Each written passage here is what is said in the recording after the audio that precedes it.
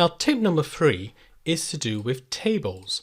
And you might be saying, well, I've already got a table. All of this is in a nice table form. I have got my headers and I've got my data, one particular type of item on each row and column. So in column A, I have got the dates, and in row 4, I've got all the information relating to March 1995 for Greater Manchester. That's a table. And you're right, it is a table. However, there is a specific Excel table that gives you a few new features. So first of all, I'm going to take the filters off because they are automatically added as a table. And I just wanted to show you that. Now you highlight your area.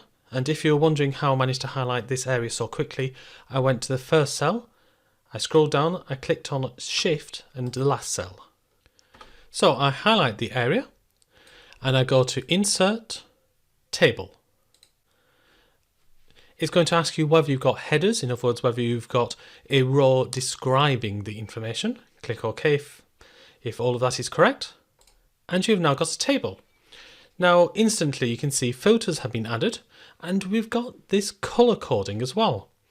And this color coding is one of the things that the computer maintains. So you can change the style in this new Table Tools design section.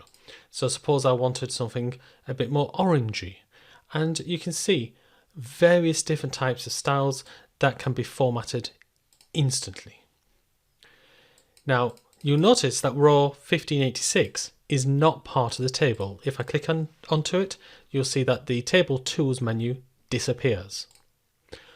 If I want to add more data, I go to the last cell and I press Tab.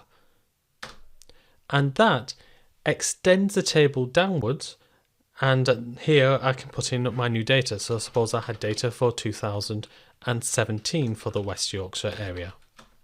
So I could just put it in here. So what else can tables do? Well, you can automatically add a total row, for instance.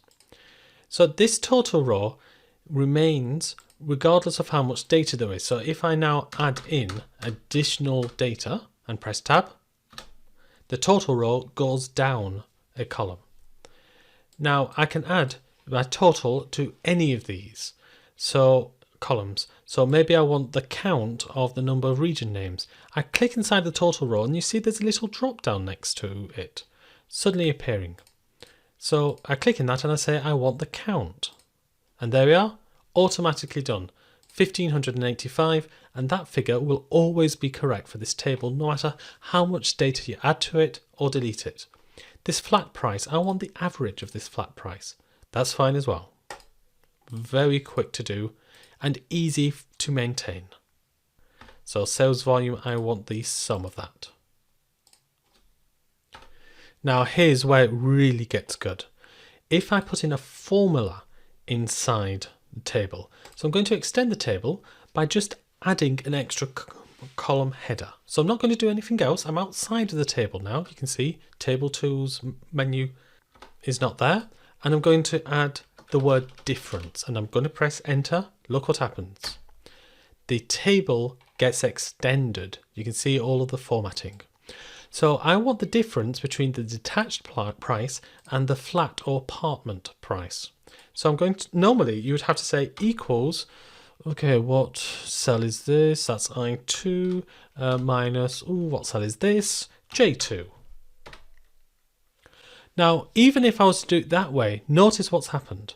The computer has automatically extended this formula into all of the rows in the table. It hasn't gone beyond the table. And if I was to add in new rows, that formula would automatically be added. So I don't have to worry now about maintaining my formulas. But here's something even better. I don't have to say equals I2 minus J2. If I say equals and I click on the detached price in I2, look what happens up here in the formula bar. It says equals detached price minus flat price. Now, in terms of being able to maintain this for readability, which is better, equals I2 minus J2 or equals detached price minus flat price. Yes, I know there's a few open hard brackets, close hard brackets and an @ sign, but if you ignore them, it's actually fairly easy to read. Now the banding, as you can see, if I insert a new row, the banding maintains. So March 1995 is currently grey, insert a new row, it becomes white. So the computer just maintains this. So tables allow you to save a lot of time. Just two small points. If you want to resize a table, you can do that in Table Tools Design Resize. So suppose I wanted it to go into column L and down another row, that's easily done. And secondly, if you decide, actually I've made a mistake, I don't want this to be a table, you can convert to a range which will remove the tableness of this but keep all of the formatting. And you can see that the formula has changed back into equals I5 minus J5. So, tables, they allow for a lot more convenience in that you've got total rows which are automatically maintained. You've got calculated columns which are automatically maintained even for new rows. And you could say equals detached price minus flat price. You can actually use something closer to English in your formulas.